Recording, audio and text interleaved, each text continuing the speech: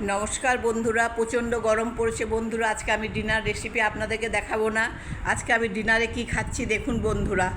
একটু দইয়ের শরবত বন্ধুরা, প্রচণ্ড গরম, তো আমি ভাবলাম যে আপনাদের সাথে শেয়ার করে নিই বন্ধুরা। দইয়ের লস্যি একদম ঠান্ডা জল দিয়ে 2-3 চামচ দই দিয়ে বন্ধুরা, একটু চাট মশলা দিয়ে এইটাই আমি আজকে খাবো বন্ধুরা।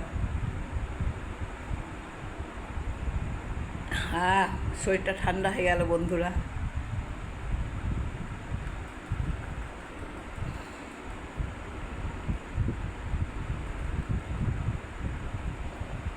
প্রচণ্ড গরম, প্রচণ্ড গরম। ভালো লাগলে বন্ধুরা এই দিদিভাইটাকে একটা কমেন্ট করে জানাবেন কেমন লাগলো এই শরবত।